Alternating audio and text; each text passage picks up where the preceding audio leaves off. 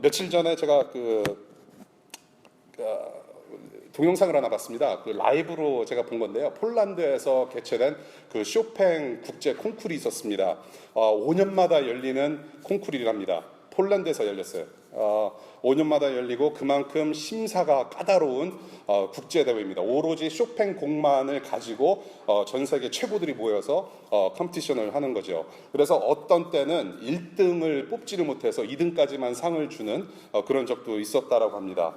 그런데 이번 대회에 21살 조성진이라는 우리 한인의 그런 한국 대한민국의 멋진 우리 사나이가 1등을 차지했대요. 네, 1등을 차지했고 한국에서 최초로 1등을 이제 먹은 건데 이거는 마치 뭐와 같냐면 김연아가 피겨 스케이팅에서 1등한 거랑 맞먹는 그런 음악계에서는 굉장히 큰 일이라고 그렇게 얘기를 해요. 제가 봤는데 달라요. 네, 달라요. 젊은 사람이 이게 셀프 컨트롤 하는 게 다 보이더라고요. 예, 절제가 있고 정말로 쇼팽이 살아서 피아노를 쳤으면 아마 저렇게 쳤을 것 같다라는 생각을 들게끔 그런 생각이 들게끔 그렇게 하더라고요. 그래서 제가 신문 기사를 봤어요. 도대체 이 친구가 어떤 친구인가 봤더니 이 대회를 위해서 거의 10년을 준비를 했고요. 그리고 이 대회 9개월 전부터 스마트폰 끊고 카톡 끊고 오로지 연습만 했대요. 그러면서 하는 얘기가 오직 쇼팽만 연주하고 오직 쇼팽만 생각했대요. 예. 그래서 쇼팽이 곡을 원작자의 느낌과 생각과 위도를 찾으려고 애썼고 그것을 갖다가 자기 연주에 딱 스며들게끔 채워지게끔 철저한 준비를 했다라는 거죠. 예, 아주 그래서 그런지 정말 달랐습니다. 여러분들 혹시 유튜브 보시면은 한번 보셨으면 좋겠어요. 여러분의 인생, 저는 저와 여러분들의 인생을 하나님을 향한 노래라고 저는 표현하고 싶어요. Your life is a song to God. So sing it. 예. Sing it loud. 여러분의 노래, 여러분들의 인생은 저는 노래라고 생각을 해요. 여러분들의 그런 인생이라는 노래 하나에 채워넣기 위해서 지금 저와 여러분들은 무엇을 찾아가고 있는가? 그거에 대해서 오늘 본문을 한번 같이 보려고 합니다. 오늘 요한복음 8번째입니다. 너희는 무엇을 찾고 있느냐라는 제목으로 요한복음 1장 35절부터 42절까지의 말씀을 우리 함께 상고해 보겠습니다.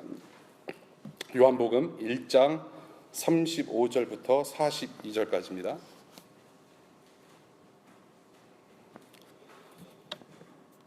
다음 날 요한이 다시 자기 제자 2사람과 같이 서 있다가 예수께서 지나가시는 것을 보고서 보아라 하나님의 어린 양이다 하고 말하였다. 그 2 제자는 요한이 하는 말을 듣고 예수를 따라갔다. 예수께서 돌아서서 그들이 따라오는 것을 보시고 물으셨다. 너희는 무엇을 찾고 있느냐? 그들은 랍비님 어디에 묵고 계십니까? 하고 말하였다. 랍비는 선생님이라는 말이다. 예수께서 그들에게 대답하셨다. 와서 보아라. 그들이 따라가서 예수께서 묵고 계시는 것을 보고 그날을 그와 함께 지냈다. 때는 오후 4시쯤이었다.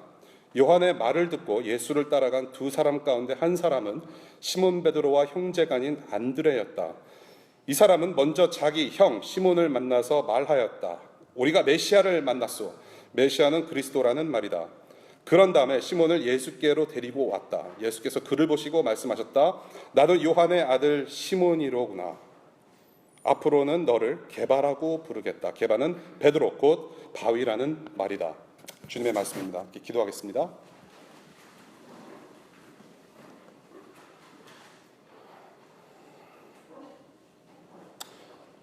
영원토록 예수님만을 찬양하겠다고 고백하는 그 고백이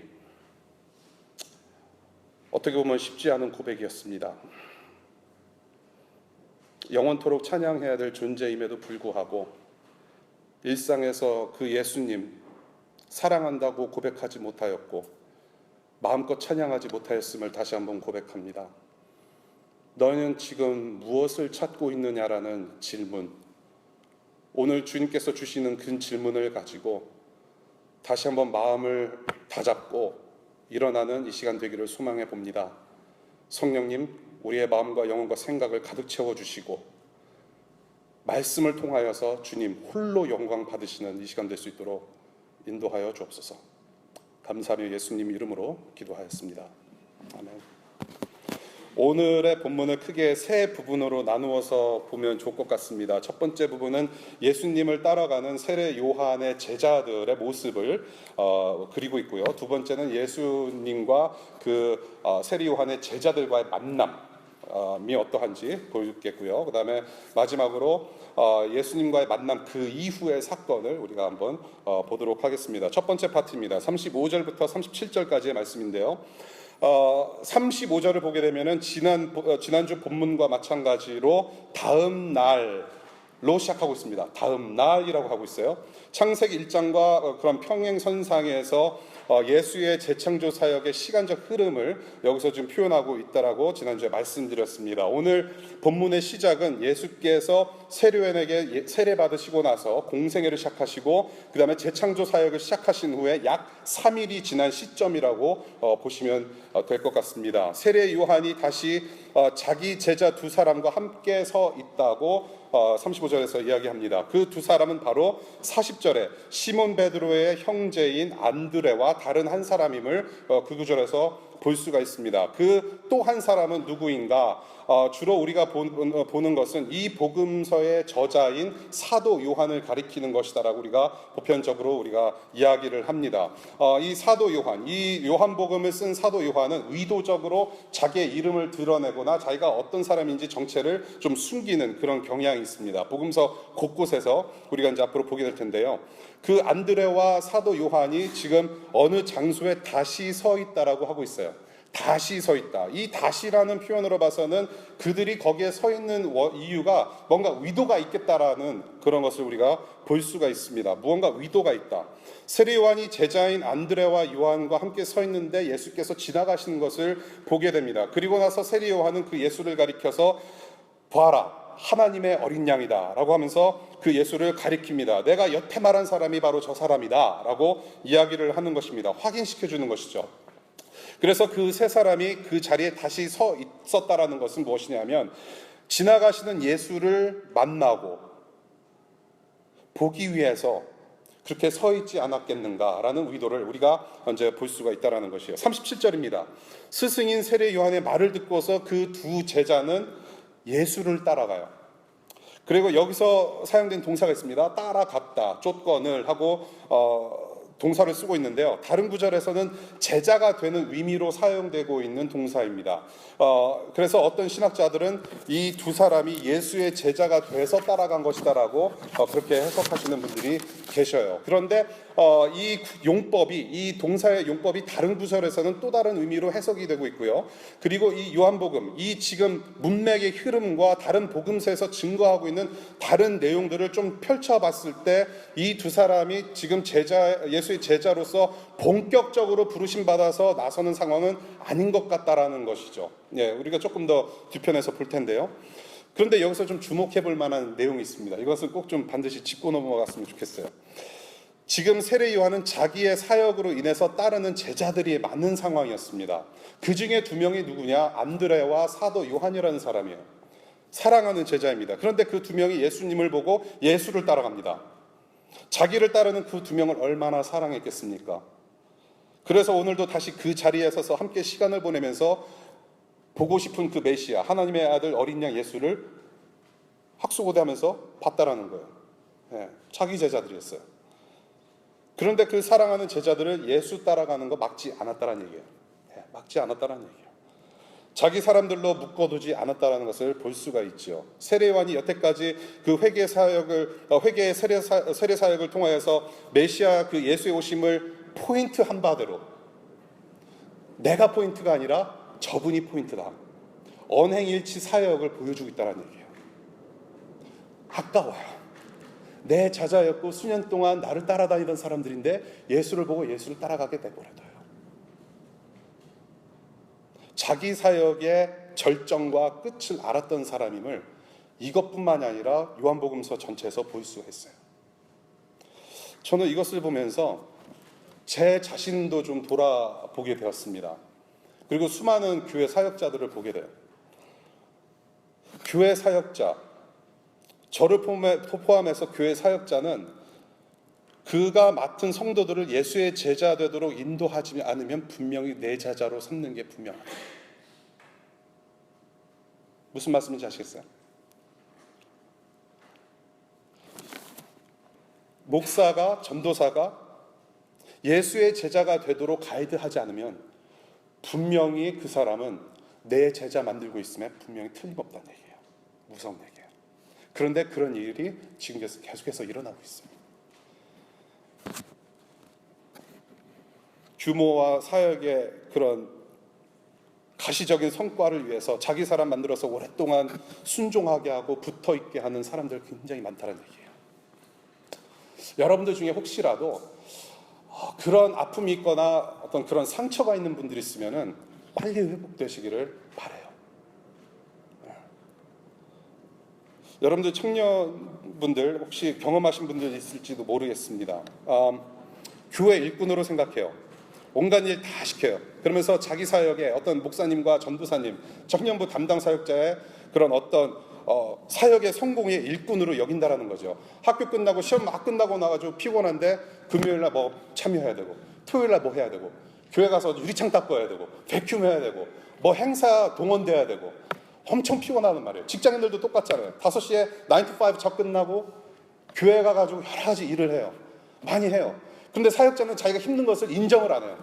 목사님 힘들어요. 오늘은 스킵하고 답에 갈게요. 그러면은 뭐라 그래요? 사역자가 네 믿음이 좀 그렇다. 믿음을 운운해요. 그리고 주님의 은혜로 너는 할 수 있어라고 부추김을 당한다라는 거죠. 이거는 청년들 얘기뿐만이 아니에요. 솔직히 말씀드려서 저는 한국교회 경험을 조금 하다가 이제 미국에 이민 온 케이스이기 때문에 저는 미국 사정을 좀 잘 알죠. 이민교회 힘들어요. 이민교회가 힘들고 이민 세대들이 힘들어요. 1.5세 청년들뿐만이 아니라 어른들이 힘들어요. 영어도 안 되는데 얼마나 스트레스 많이 받겠습니까? 세탁소에서 일하는 거 한번 생각해 보세요. 그 뜨거운 데서 여름에 세탁소에 옷 걸고 다림질하고 스팀해서 사신단 말이에요. 영어 안 통하는 그 상황에서 6일간을 일하고 7일째 교회를 가요. 뭔가 또 많이 해야 돼요. 집사니까 장로니까 막 투자해서 뭘 해야 돼요. 피곤해요. 자기 가정 하나 제대로 돌아볼 수 없을 만큼 그렇게 피곤하게 돌아가는 것이 바로 이민교회의 사정이라는 얘기예요. 그렇게 힘들게 살아가는 성도들을 향하여서 믿음을 강요를 해요. 활동하기를 원해요. 헌신을 강요한단 말이죠. 다 그렇다는 건 아니에요. 근데 덜어 보이는 그런 이민교회 모습들을 흔히 볼 수 있다는 얘기죠. 저는 공산당이 따로 없다고 생각해요. 저는 조금 심한 얘기로 영적 깡패들이 많다고 저는 표현을 해요. 죄송한 말씀이지만. 그래서 저는 영적 깡패가 되지 않도록 여러분들께서 기도해 주셔야 돼요. 이거예요. 예수 그리스도의 제자로 기르지 않는다면 필시 다른 사람 제자 될 수 있도록 부추긴다는 얘기예요. 내 사역의 성공을 위해서, 내 교회의 규모를 키우기 위해서 동원되는 동원 사역밖에 안 된다는 얘기죠.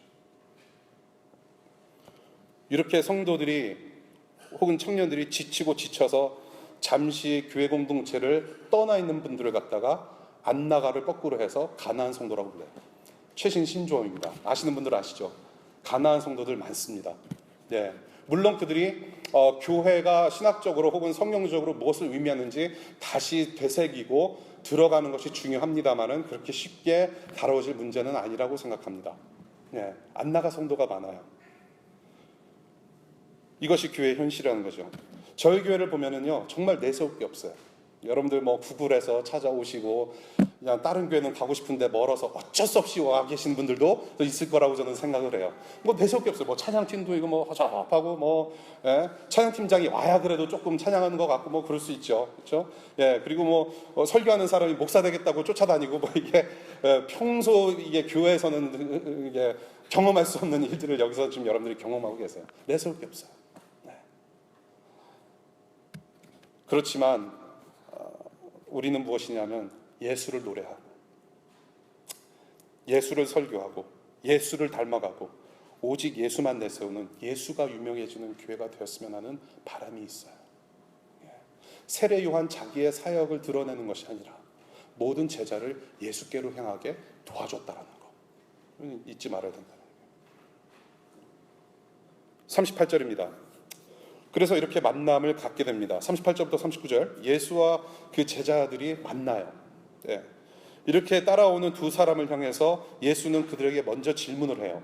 안드레와 사도 요한에게 너희는 무엇을 찾고 있느냐? 개역개정에서는 무엇을 구하느냐라고 하면서 따라오는 사람들에게 약간 생뚱맞는 무례한 질문을 해요. What do you want? What do you want? 무엇을 원하느냐? 뭐 What can I help you? How can I help you? 뭐 May I help you? 뭐 그런 게 아니에요. 뭐 What do you want? Hey, yo, what's up? What do you want, man? 그거예요. 조금 무례해요. 예.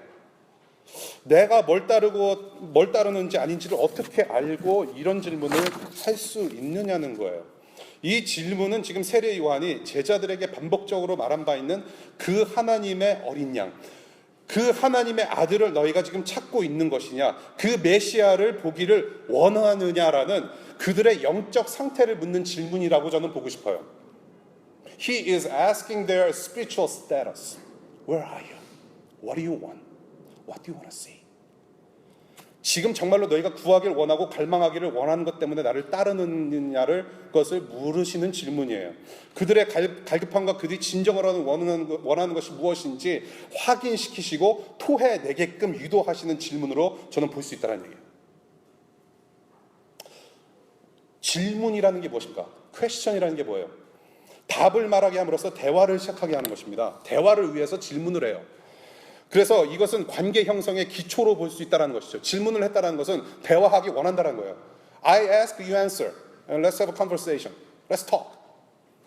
그 의미예요. 따라오는 이 두 사람에게 예수께서 질문하셨다는 것은 관계 형성을 의미합니다. relationship building을 얘기해요. 이 두 사람이 예수께 먼저 질문한 것이 아니라 하나님께서 인간들에게 먼저 대화를 요청하시는 거예요. 아담과 하와의 예를 보아도 우리가 알 수 있습니다. 하나님께서 역사하시는 방법이기도 해요. 인류 최초의 인간들이자 부부인 아담과 하와 선조들께서 하나님의 면전 앞에서 죄를 범합니다. 죄를 범하고 나서 어디로 숨습니까? 나무 뒤에 숨어요. 이 가족 범죄단, 인류 최초의 가족 범죄단이 죄를 범하고 나서 나무 뒤에 숨어요. 근데 그 나무는 누가 만드셨냐면 창조주 하나님께서 만드신 나무예요. 마치 창조주 하나님께서 모르시는 것처럼 행동을 했다는 얘기예요. 이미 하나님은 아셨어요. 그런데 하나님께서 먼저 말을 건너세요. 하나님께서 먼저 말을 건너세요. 일방적인 말이 아니라 질문으로 대화를 시작을 하세요. 지금 창조주 하나님 앞에서 이 지금 아담과 하와는 그 하나님의 거룩하신 면전 앞에서 죄를 졌어요. 거룩하신 하나님 앞에서 죄를 졌다는 것은 직결처형입니다. 직결처형이에요. 이거는 불순종의 죄, 이거는 있을 수가 없는 일이에요. 근데 숨었습니다. 그런데 하나님께서 폭탄 떨어뜨리지 않으시고 대화를 시작하셨어요. 어떤 질문으로 대화를 시작하셨어요? 네가 지금 어디에 있느냐? 그 질문하셨어요. 질문이에요. 대화를 원하셨어요. 네가 어디 있느냐? 하나님께서 나무 뒤에 숨은지 몰라서 물으시는 질문이 아니죠. 뭐예요? 영적인 상태를 물으시는 질문이에요. 동일하게. 죽어야 마땅한 이 두 죄인들을 질문으로 시작하는 대화라는 방법 통해서 관계 회복의 은혜를 보여주셨다는 거예요. 그것을 볼 수 있어요.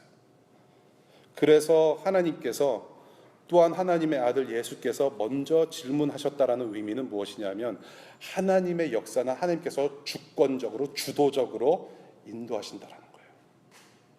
우리가 history라는 단어를 씁니다. 역사를 얘기할 때 history예요. his story예요.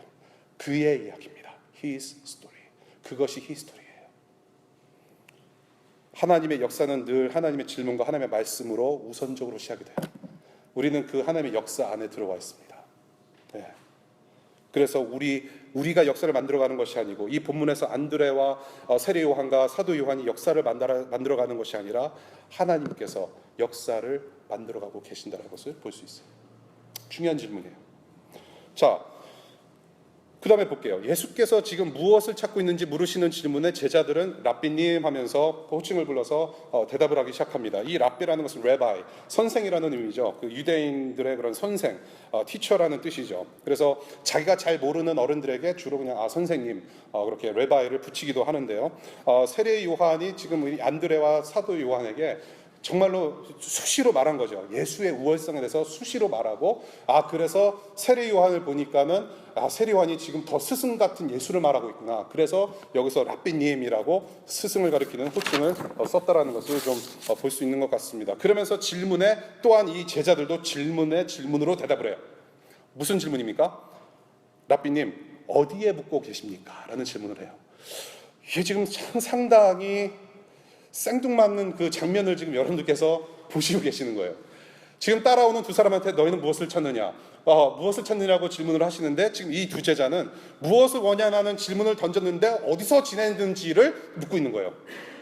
What do you want? 그러니까 Hey, where do you live? Where are you staying? 뭔가 이상해요. It's kind of awkward. 상식적으로 무엇을 원하는지 대답하면 되는 일인데 지금 이상한 대답을 해요. 그런데 이 지금 두 사람은 질문형 대답은 생각 없이 그냥 나온 답이 아니라 뭔가 있다라는 얘기죠. 예를 들어 보겠습니다. 제가 청년들과 함께 지낸 지 거의 3, 4년 돼요. 청년 사역을 한 지 그 정도 됐어요. 그런데도 전 청년들이 잘 몰라요. 잘 몰라요. 왜냐면 청년들이 계속 바뀌기 때문에. 아저씨가 되고 아줌마가 되고 그렇기 때문에. 아무튼 저는 항상 늘 새로운 마음으로 하고 있는 것 같은데, 청년들이 저한테 물어봐요. 제가 먼저 물어보죠. 야, 너네 배고프냐? 형제님 배고프세요? 자매님 배고프세요? 그러면은 흔히 듣는 대답이 있습니다. 강도사님, 전도사님 어디서 사세요? 그렇게 물어봐요. 어디서 사냐고 물어봐요. 그리고 집이 어디세요? 그렇게 물어봐요. 그리고 어떤 청년들은 강도사님, 전도사님 오늘 밤에 시간 되세요? 그렇게 물어봐요. 질문에 질문으로 대답해요. 그 의미는 뭘까요? 너네 배고프냐라고 물어봤는데 집이 어디세요? 오늘 밤 시간 되세요라는 것은 무슨 뜻을 의미하는 걸까요? 같이 밥 먹자는 얘기죠. 전도사님 집에 가서 밥 해주세요라는 말이에요. 오늘 밤에 시간 되세요? 그러면은 작정하고 먹자라는 얘기예요. 오늘 밤에 먹방 한번 찍읍시다라는 얘기예요. 그래서 저는 백주부가 되고 그래서 막 요리를 해드리는 거죠. 그 의미예요. 너희는 무엇을 찾고 있느냐라고 물어봤을 때 이 지금 제자들은 이렇게 대답을 해요. 어디서 묵고 계십니까? 이것은 당신이 묵고 있는 어린 양, 메시아, 하나님의 아들이라고 하는 당신이 묵고 있는 곳에 직접 가서 진지하게 말씀을 듣고 싶다라는 의도가 있다는 얘기예요. 우리가 그토록 찾았던, 우리가 그토록 학수고했던, 적어도 우리 스승 세례 요한이 그렇게도 외쳐댔던 당신, 집에 가서 진드감 앉아서 말씀 한번 들어보고 싶다라는 얘기예요. 어떤 간절함이 있어요. 그 의미예요. 제자들이 영적 세계에 대해서 얼마나 진지하고 갈망하는 마음이 있는지 볼 수 있는 질문형 대답이라는 것이죠. 이 두 제자의 물음에 예수께서 39절 와서 보아라 라고 이야기를 하세요. 그러면서 자신의 숙소로 초청을 하십니다. 와서 봐라, come and see. 과연 예수님께서 와서 보아라라고 했을 때 우리 집이 지금 한 30평인데 투베드에다가 베드룸 하나 있고 클로셋이 있고 그런 집이다. 집 소개를 하려고 그러는 거 아니죠. 와서 봐서 우리 집에 와서 보고 한번 감탄해봐라 그런 거 아니에요. 여기서 지금 오늘 본문에서 무엇을 이야기하고 어떻게 이 두 제자들과 예수님께서 시간을 보냈는지 자세하게 나와 있지는 않지만 저는 이렇게 생각해요. 저는 이 장면을 제자 훈련의 어떤 한 아주 좋은 예를 보여주고 계시다고 생각을 해요. 자기 집으로 초청하셨어요. 자기 숙소로 초청하십니다. 먹고 마시면서 하나님 이야기를 했을 것 같아요. 먹고 마시면서 자기의 삶을 쫙 펼쳐 보이신 거예요. 화장실도 내보이시고 자기 이불도 내보이시고 그리고 또 이 예수님께서는 남자예요. 지금 30 넘은 이 싱글 남자란 말이죠. 싱글 남자 냄새 나요. 아시는 분도 아시겠지만 지금 웃으신 분들 계시잖아요. 빨래 못하고 빨래 안 하고 그냥 돌려 입고 뒤집어 입고 막 그런, 예수님도 그러셨을 것 같아요. 자기의 일상을 서슴없이 보여주시면서 하나님 나라 이야기를 하셨다는 것을 볼 수 있는 거예요. 그것을 우리는 나중에 볼 수 있죠. 그래서 와서 봐라. 41절이 그 결과를 이야기를 합니다. 얼마나 오래 만남을 가졌는지 성경에서 시간을 얘기해요. 한번 개역개정 성경을 보시게 되면 제10시라고 되어 있습니다. 제10시. 지금의 시간 개념의 10시, 10시가 아닙니다. 10am이나 10pm을 가리키는 것이 아니라 이 10시라는 것은 그 당시 로마 제국이 표준으로 사용된 10시를 얘기를 해요. 이것을 지금의 시간으로 말하자면 오후 4시경을 가리킵니다. 그래서 세번역 성경에는 4시라고 잘 나와 있습니다. 이 4시가 어떤 시간이냐면 그 당시 하루가 6시에 끝나는 시간입니다. 그러니까 오후 4시라는 것은 거의 하루가 거의 끝날 때쯤을 이야기를 해요. 그래서 하루가 다 저물어 가면서 하루가 다 가는 시간까지 이 두 제자는 예수와 함께 시간을 보내고 예수 그리스도의 말씀을 직접 들었다라는 거죠. 그래서 한우가 지납니다. 그래서 오늘 본문 41절2절까지 우리가 함께 읽으셨는데, 이 본문은 하루에 다 일어난 일이 아니라 이틀에 일어난 일을 볼 수가 있어요. 여기서 하루가 지나고 나서 그 다음날 안드레가 자기 형한테 가서 메시아 만났다고 얘기를 해요. 이틀에 걸린 이야기. 그래서 이렇게 시간적인 흐름을 봤을 때 재창조 사역의 마지막 날 안식일을 상징하는 가나의 혼인잔치까지 7일이 채워져 있음을 우리가 볼 수 있다는 얘기죠. 자, 우리 41절 보겠습니다. 41절과 42절, 예수님과 그 두 제자가 만난 그 이후의 사건입니다. 무슨 내용을 나누었는지, 이 짧지 않은 시간 무엇을 나누었는지 자세히 나와 있지 않지만 예수와 함께한 이 만남의 결과를 41절에서 얘기를 해요. 한번 같이 읽어보겠습니다. 이 사람은 먼저 자기 형 시몬을 만나서 말하였다. 우리가 메시아를 만났소라고 얘기합니다. 하루가 가고 예수와 만나고 그 다음에 바로 자기 형한테 달려가요. 내가 메시아 만났다. 이것이 바로 두 제자와 예수와의 만남의 결과를 얘기를 하는 거예요. 메시아를 만났다. 이 메시아는 히브리어이기도 하면서 동시에 그 당시에 사용됐던 아람어이기도 합니다. 그래서 어감이 같아요. 메시아, 메사야, 메시아입니다. 그리고 이것을 헬라어로 같은 의미로 사용되어지고 있는 단어가 Christ, 그리스도예요. 그래서 메시아랑 그리스도랑 같은 단어입니다. 같은 의미예요. 저는 이 메시아라고 이렇게 막 들었을 때 이렇게 그리스도라는 단어보다는 이 메시아라는 단어에서 저는 조금 더 이게 이렇게 느낌이 와요. 메시아. 그래서 여러분들이 성경책을 읽으실 때 복음서나 이제 우리가 성경을 읽을 때, 신약 성경을 읽을 때 이 그리스도라는 단어 대신 메시아라는 단어를 바꿔서 읽으시면은 그게 확 와닿아요. 메시아. 그래서 제가 이 말씀을 준비하면서 왜 와닿는가 했더니 이미 한민족에게는 너무나도 그 와닿는 그 느낌이라서 그래요. 믿습니다 있잖아요. 그 믿습니다에서 이게 볼 수 있다는 거예요. 믿습니다. 메시아. 예. 얼마나 못 믿겠으면 믿습니다 그렇게 강조를 해야 되는지 모르겠지만 믿습니다. 메시아. 예. 기름 부음 받은 자라는 얘기예요. 그러니까 그 당시에 왕이 될 자에게 왕권을 수여하면서 기름을 머리에다 붓는 그런 왕으로 추대하는 그런 모습, 거기서 사용되지는 기름 부음, 그것을 유의합니다. 그래서 예수님께서 하나님으로부터 그러한 자격을 받아서 이 땅에 내려온 자라는 뜻이에요. 메시아. 네. 그래서 예수와의 만남의 결과는 곧 예수를 메시아로 인정했다라는 이야기를 지금 하고 있는 거예요. 메시아. 오래전부터 학수고대했던 그 메시아. 그래서 여러분들 38절에 이 지금 안드레와 사도 요한이 메시아를 향해서 부르는 호칭이 있었어요. 랍비라고 불렀습니다. 그 다음에 하루 지나면서 예수님을 경험하고 메시아로 인정하고 나서 호칭이 메시아로 바뀐 거예요. 랍비에서 메시아로 바뀌는 삶의 터닝 포인트를 이 사람들이 맞게 된 거예요. 상당히 큰 사건이죠. 그래서 이러한 사건을 접하고 안드레는 당장 가서 자기 형이 되는 시몬에게 가서 내가 메시아를 만났다. 어떻게 보면 안드레는 전도자 1호입니다. 성경에서 기록하고 있는 최초의 이반젤리스트, 네, 전도를 처음 한 사람이에요. 가장 가까운 이웃인 자기 형에게 메시아 만났다. 우리가 찾고 찾던 메시아를 만났다라고 전도하고 있어요. 저는 이 상황을 보면서 빛의 성질을, 빛의 특질을 저는 함께 나누고 싶습니다. 빛이 지금 전파되는 과정을 지금 보고 있어요. 빛으로 오신 예수를 만나보니까 지금 그 빛을 내가 지금 전하고 있다는 얘기예요. 메시아. 빛이 전파돼요. 빛은 가두어질 수가 없어요. 빛은 확산적이에요. 내가 그 예수라는 빛을 경험을 하면은 가만히 있을 수 없다라는 얘기예요. 빛은 생명력을 얘기해요. 네. 확산적이에요. 영향력 그 자체예요. 그것이 빛의 본질이고 예수의 빛이 본질이에요. 그래서 어두운 세상 가운데 침투하는 이 빛은 하나님의 능력이다. 그래서 이 예수 그리스도의 이 땅에 오신 그 목적의 성취를 위한 복음 전파의 그 첫 기회를 누구한테 부여하셨느냐? 안드레한테 부여하신 거예요. 그래서 이렇게 안드레를 통해서 이 제자들을 통해서 흘러내리고 내려와서 지금 저와 여러분들이 그 복음을 듣고 지금 하나님을 예배하고 있는 거예요. 여러분들이 성경을 공부하거나 여러분들이 성경을 읽을 때 단순히 이 사람들이 역사적인 사람들이구나, 혹은 나랑 상관없다, 그냥 옛날 사람이고 이미 죽은 사람들이고 별 상관없다라고 생각하지 마시고, 이 전체적으로 성경에서 전체적으로 얘기를 하고 있는 사람의 이름과 이 모든 역사는 나와 직결되어 있음을 여러분들이 아셔야 된다는 얘기예요.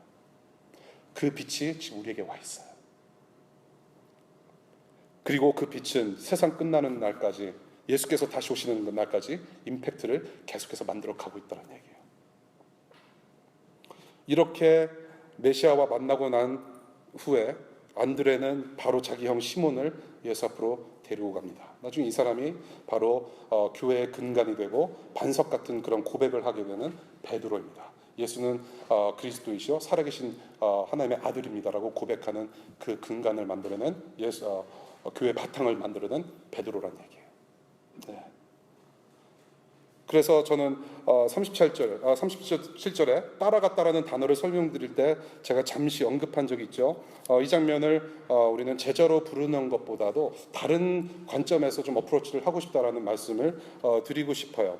이 41절과는 별개 41절까지의 말씀을 우리가 보면서 다른 우리가 복음서를 좀 봐야 되는데, 마태복음 4장 18절에 보면 직접적으로 이 제자들을 제자로 부르시는 사건이 있어요.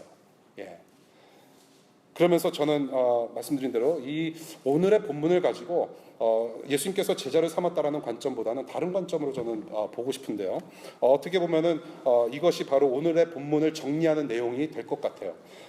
이 구절과 함께 본문에서 보여주시고자 하는 핵심과 위도는 무엇이냐?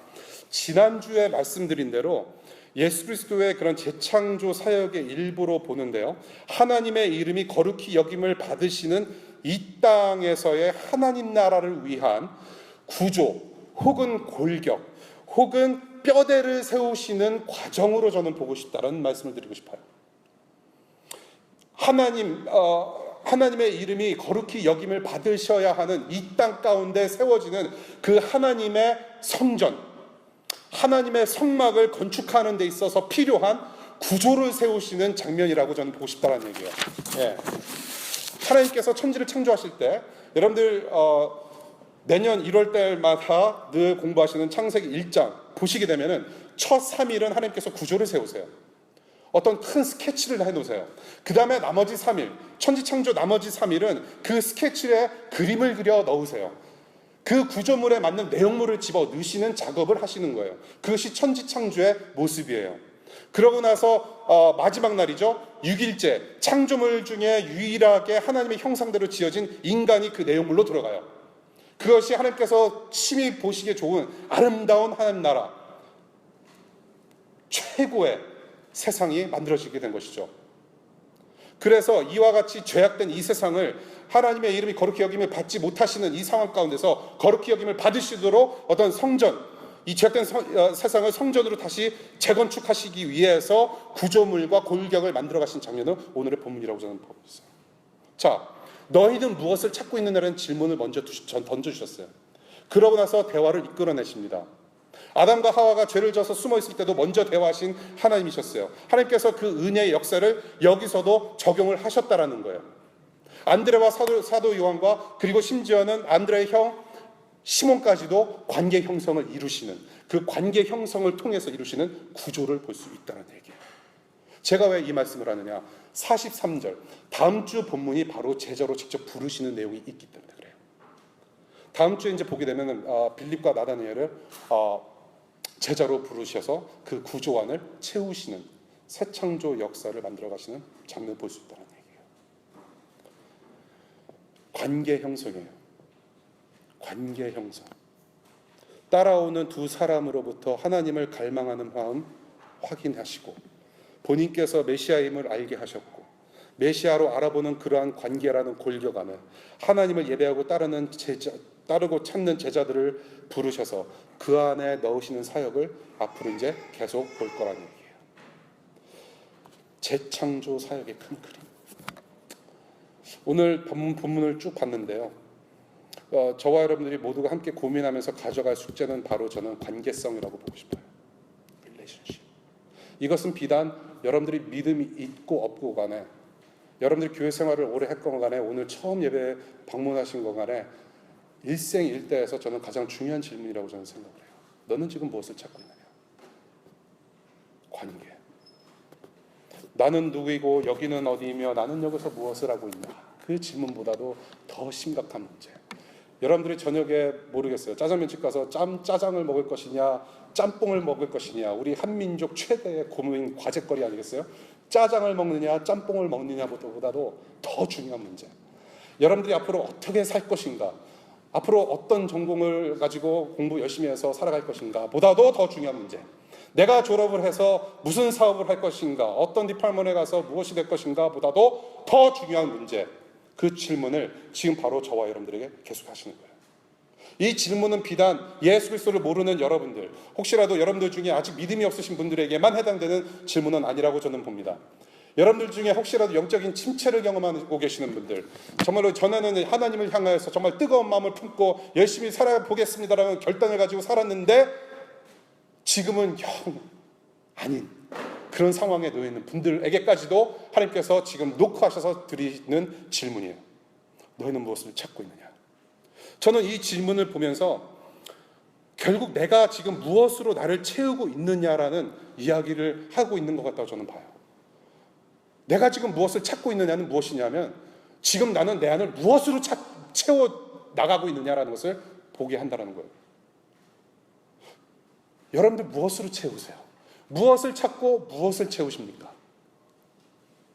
지금 400년 동안 말씀 없이 영적으로 공허한 상태에서 드디어 기대하고 그렇게 학수고대했던 그런 안드레와 사리 요한은 메시아를 만났다고 하면서 일생일 때 최고의 사건으로 여기면서 메시아를 자기 형한테도 소개하고 막 그래요.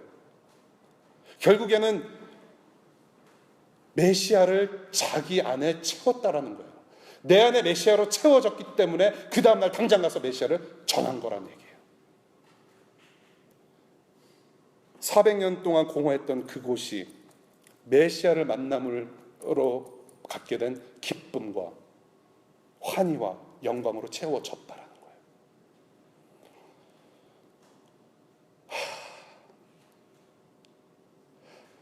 지금 이 순간에도 가슴이 떨려요. 말씀을 선포하는 사역자라고 하면서 나는 평소에 무엇을 채우면서 살아가고 있는가? 하나님의 거룩하신 임재 앞에 저는 지금 떨고 있어요.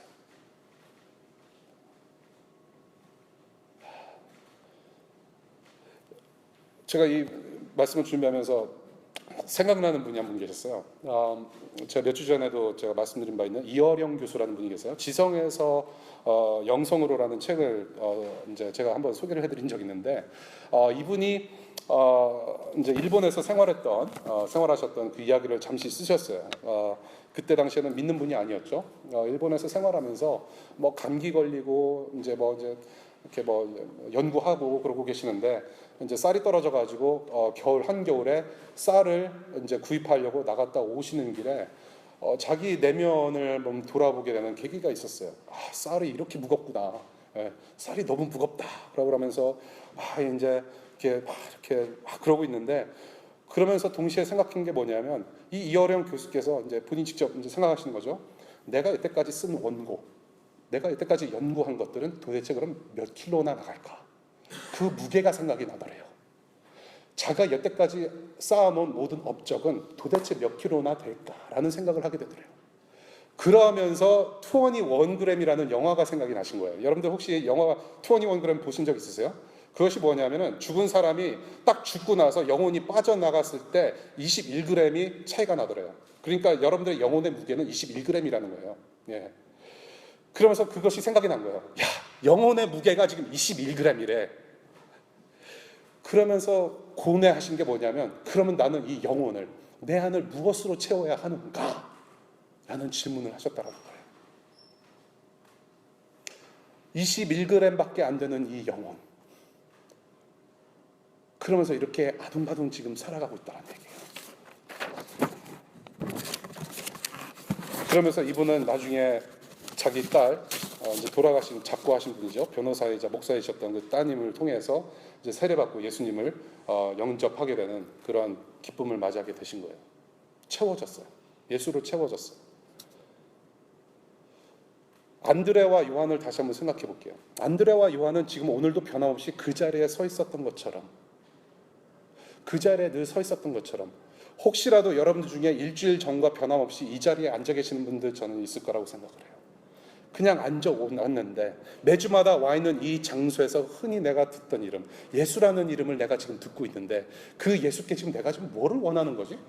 내가 지금 일요일 12시 반에 지금 황금 같은 이 시간에 지금 밥을 먹고 지금 나자빠져야 될 시간이고, 지금 내일 페이퍼가 있고 시험 있는데 내가 지금 뭐 하고 있는 거지? 질문하시라는 얘기예요. What do you want from him? What do you want from him? 언제부턴가 내 주위를 맴돌고 있던 그 예수, 언제부턴가 내 삶에 들어와 주신 그 하나님께 나는 지금 무엇을 원하고 있는 건지 진지하게 한번 고민해 보시라는 얘기예요. 여러분은 무엇을 찾고 계세요? 무엇을 원하고 계세요? 여러분들의 마음 가운데, 일상 가운데 지금 무엇이 자리 잡고 있어서 무엇으로 채워 가시나는 얘기예요. 혹시라도 여러분들 와 계시는 분들 중에 혹시라도 예수님이라는 그 사람을 통해서 내 일이 잘 풀어지거나 혹은 내가 살아가면서 재수 없는 일 당하지 않기 위해서 내가 여기에 와 있는 것 같다, 그러실 수도 있어요. 내가 한번 일요일 날 한번 와서 예배를 드려야지 이번 주에 다가올 시험과 페이퍼 잘 써서 낼 것 같고, 내가 좀 예배에 와서 앉아야만 신랑감을 만날 수 있을 것 같고, 신부감을 만날 수 있을 것 같고, 여친을 만날 수 있을 것 같고, 내가 이 자리에 와 있어야만 나를 위해서 지금도 한국에서 기도하시는 어머님의 기도, 그래 내가 예배는 참석을 해야지, 그럴 수도 있어요. 그런데요, 잘 오셨어요. 그런데 제가 여기서 오해를 풀어드릴게요. 예수님께서 저와 여러분들에게 이런 식으로 영향을 주시고 이런 식으로 우리를 맴도시는 이유가 있습니다. 약속 때문에 그래요. 예수 그리스도의 십자가는 여러분들의 번영과 여러분들의 안녕과 여러분들의 잘됨을 약속하지 않아요. 조금 죄송한 말씀이에요. 혹시 그런 것 때문에 교회에 오셨다면 조금 죄송한 말씀이에요. 그러나 잘 오셨어요. 예수님께서 십자가를 통해서 저와 여러분들에게 약속하신 것은 딱 하나 있어요. 하나님의 나라. 예수 그리스도의 보혈을 통해서 저와 여러분들에게 약속하신 그 하나는 무엇이냐? 하나님이에요. 하나님의 나라. 그 하나님의 영광이에요. 그 약속 채우러 오신 분이 바로 누구시냐? 본문에서도 얘기해요. 메시아. 우리를 채우러 오시는 메시아. 너희는 무엇을 찾고 있느냐라고 했을 때 우리가 건네드려야 할 정답은 무엇이냐? 메시아. 우리가 정말로 그 메시아를 찾고 있으면서 그러면 우리는 무엇으로 채우느냐? 그 정답은 메시아. 하나님의 아들 어린 양 예수 그리스도. 말씀을 맺을게요.